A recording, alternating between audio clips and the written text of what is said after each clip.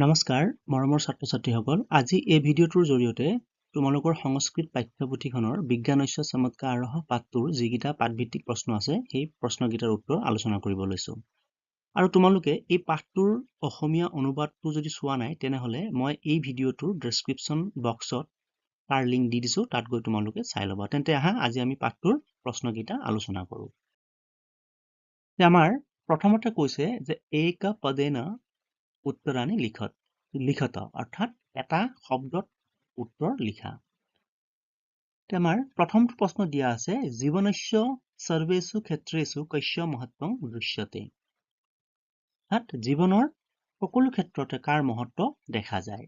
এটা শব্দত উত্তৰ দিব দিছে সেই কাৰণে আমাৰ উত্তৰটো হ'ব বিজ্ঞানস্য অৰ্থাৎ বিজ্ঞানৰ মহত্ব দেখা পোৱা যায় দ্বিতীয়তে কৈছে যুদ্ধেষু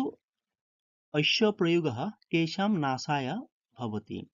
যুদ্ধত এইবোৰ কাক ধ্বংস কৰিবলৈ ব্যৱহাৰ কৰা হয় আমাৰ উত্তৰটো হ'ব মনুষ্য নাশায় অৰ্থাৎ মানুহক ধ্বংস কৰিবলৈ তাৰ পিছৰ প্ৰশ্নটোত কৈছে কে জনহিতায় এব অশ্য প্ৰয়োগায় প্ৰয়ত্নশীলাঃ সন্তি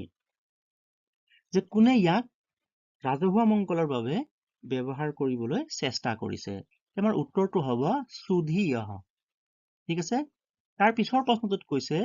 অদ্যত্বে কস্য যোগম অস্তি যে আজি কিহৰ যোগ তাৰ উত্তৰটো হ'ব এইদৰে বিজ্ঞানস্য অৰ্থাৎ বিজ্ঞানৰ যোগ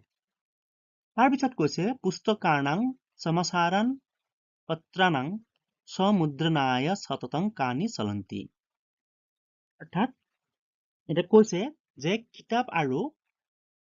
বাতৰি কাকত ছপা কৰিবলৈ অহৰহ কি চলি আছে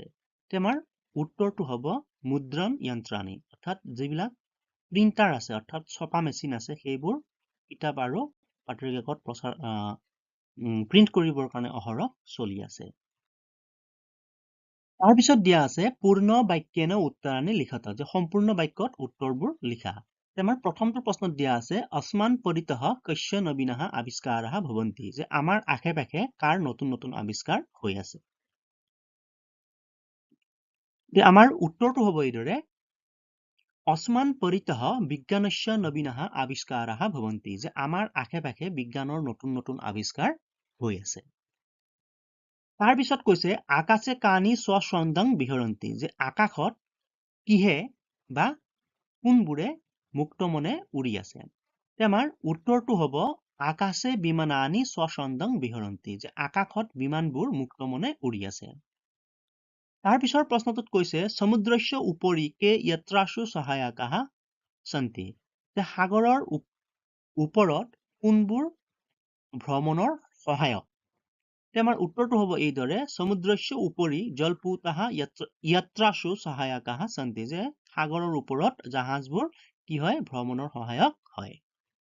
তাৰ পিছত কৈছে অধুনাতু কস্য প্ৰয়োগেহে কেচিত দেশাঃ চন্দ্ৰং প্ৰতি গমনায় উদ্যতাঃ সন্তি এটা কোৱা হৈছে যে এতিয়া কিছুমান দেশ কি ব্যৱহাৰ কৰি চন্দ্ৰলৈ যাবলৈ সাজু হৈছে উত্তৰটো হ'ব এইদৰে অধুনাতু ৰাকেটস্য প্ৰয়োগেহে কেচিত দেশাঃ চন্দ্ৰং প্ৰতি গমনায় উদ্যতাঃ সন্তি যে এতিয়া কিছুমান দেশে ৰকেট ব্যৱহাৰৰ জৰিয়তে মানে ৰকেট প্ৰয়োগ কৰি পেলাই চন্দ্ৰলৈ যাবলৈ কি হৈছে সাজু হৈছে ঠিক আছে তাৰ পিছত কৈছে কস্য আৱিষ্কাৰেণ বিজ্ঞানে অদ্ভুতা ক্ৰান্তিঃ অভৱত যে কিহৰ উদ্ভাৱনে বিজ্ঞানত এক আচৰিত বিপ্লৱৰ সূচনা কৰিছে উত্তৰটো হ'ব পৰমাণু শক্তিয়া আৱিষ্কাৰেণ বিজ্ঞানে অদ্ভুতা ক্ৰান্তিঃ অভৱত যে পৰমাণু শক্তিৰ উদ্ভাৱনে বা আৱিষ্কাৰৰ ফলত কি হৈছে বিজ্ঞানত এক আচৰিত বিপ্লৱৰ সূচনা হৈছে ঠিক আছে আমি তাৰ পিছত আহিছো তাৰ পিছত কোৱা হৈছে যে পদ পৰিচয়ঃ দিয়তাম যে পদৰ আমাক পৰিচয় দিব দিছে আমি ডাইৰেক্ট উত্তৰটো কৰি গৈছো উত্তৰ মূল শব্দ ঠিক আছে তাৰ পিছত বিভক্তি আৰু বচনম অৰ্থাৎ আমাক মূল শব্দটো ইয়াত দিয়া আছে আৰু আমি কি কৰিব লাগিব ইয়াৰ বিভক্তি আৰু বচন বিলাক লিখিব লাগিব আৰু প্ৰথমতে দিয়া আছে আকাশে তে আকাশেটো কি বিভক্তি হ'ব সপ্তমী বিভক্তি হ'ব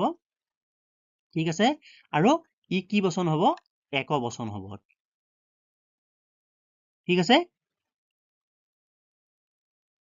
তাৰ পিছত দিয়া আছে কালেন কালেনটো হৈছে তৃতীয় বিভক্তি আৰু এক বচন ঠিক আছে তাৰ পিছত দিয়া আছে পৰমাণু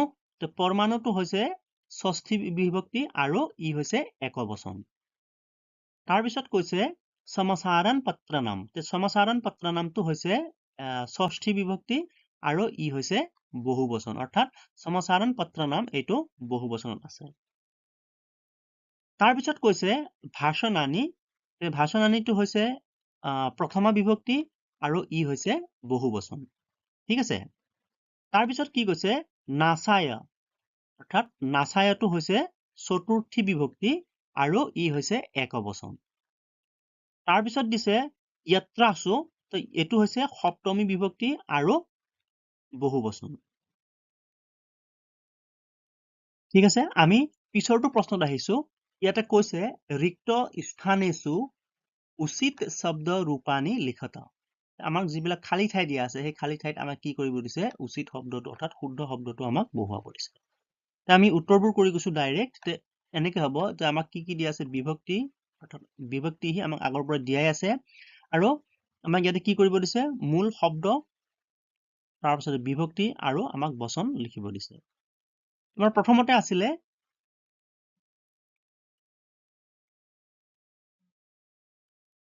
যে প্ৰথমত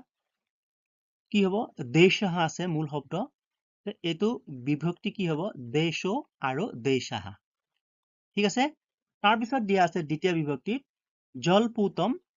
জলপুতম ইয়াৰ বিভক্তি কি হ'ব জলপতো আৰু জলপতান ঠিক আছে তাৰ পিছত তৃতীয়ত দিয়া আছে আবিষ্কাৰেণ কি হ'ব আবিষ্কাৰাভ্যাম আৰু আবিষ্কাৰৈহ তাৰ পিছত দিয়া আছে উপকাৰাভ্যাম আৰু উপকাৰেভ্যः হ'ব ঠিক আছে তাৰ পিছত হ'ব আকাশাভ্যাম আৰু আকাশেভ্যः তাৰ পিছত হ'ব চিকিৎসয়োঃ আৰু চিকিৎসাকাৰণম ঠিক আছে ঠিক সেইদৰে জনে জনয়োঃ আৰু জনেষু হ'ব তাৰপিছত সম্বোধনত দিয়া আছে হে চিকিৎসক ঠিক সেইদৰে কি হ'ব হে চিকিৎসক আৰু হে চিকিৎসক ঠিক আছে মৰমৰ ছাত্ৰ ছাত্ৰীসকল আজিলৈ ভিডিঅ'টো ইমানেই ধন্যবাদ